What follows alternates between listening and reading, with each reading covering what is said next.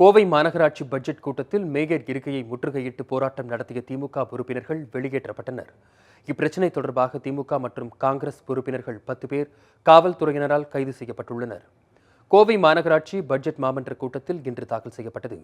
அப்போது பேசிய திமுக உறுப்பினர்கள், மாநகராட்சி பட்ஜெட் பற்றாக்குறை பட்ஜெட்டாக இருப்பதாகவும் கடந்த 4 ஆண்டுகளில் எந்தவொரு புதிய திட்டங்களும் மேற்கொள்ளப்படவில்லை என்றும் குற்றம் சாட்டினர். கோவை மாநகராட்சியில் மேற்கொள்ளப்பட்ட திட்டங்கள் பற்றிய வெள்ளை அறிக்கையை வெளியிட வேண்டும் என வலியுறுத்தி மேயரின் இருக்கைக்கு அருகே சென்று திமுக மற்றும் காங்கிரஸ் கட்சிகளின் உறுப்பினர்கள் கோஷங்களையும் எழுப்பினர். ஒரு கட்டத்தில் மேயரின் இருக்கையை தள்ளிவிட்டு அமளியில் ஈடுபட்டனர். இதனால் அங்கு பரபரப்பு ஏற்பட்டது.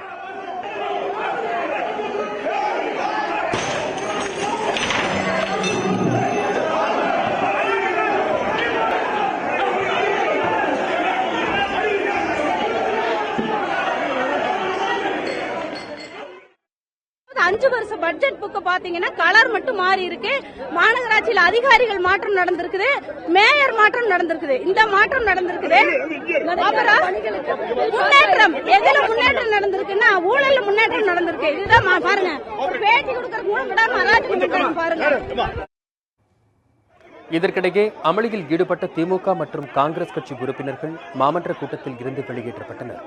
மாநகராட்சி அலுவலகத்திற்கு வெளியே போராட்டத்தில் ஈடுபட முயன்ற திமுக மற்றும் காங்கிரஸ் உறுப்பினர்கள் 10 பேரை காவல்துறையினர் கைது செய்தனர். நான் வெளியே வரும்போது என்னை தூக்கி போட்டு கீழே மிதிச்சு எனக்கு உயிருக்கு ஆபத்துக்கு நிலைமையில எல்லா திமுக உறுப்பினர்களும் கீழே போட்டு கீழே மிதிச்சு எல்லாத்தையும் அடிச்சு உதைச்சு நம்ம கீழே போட்டு ஆஸ்பத்திரி போய் அட்மிட் ஆக போறோம். மேயர் இல்ல, கமிஷனர் இல்ல, எல்லாருமே கூட்டம் நிதிக்குழு தலைவர் பிரபாகர் இல்ல, எல்லாருமே கிளம்பி போனதுக்கு பின்னாடி எங்களையும் பிடிச்சி உள்ள தள்ளி போட்டு அடிச்சு முடியெல்லாம் பூரா பிச்சு அடிச்சு திருப்பி டேபிள பிடிச்சி கண்ணாடி உடைச்சு அந்த கண்ணாடி எங்களை ஒரு பெண் கவுன்சிலர் கூட பார்க்காம ஆம்பளைங்க பூரா சேர்ந்து அப்படித்தான் திமுக அராஜகங்கிறது இதுல காமிச்சுட்டாங்க. இன்னைக்கு அராஜகம் பண்றதுதான் வேலை. எந்த வார்டுக்காக வேலைக்காக அவங்க போராடுறதே கிடையாது.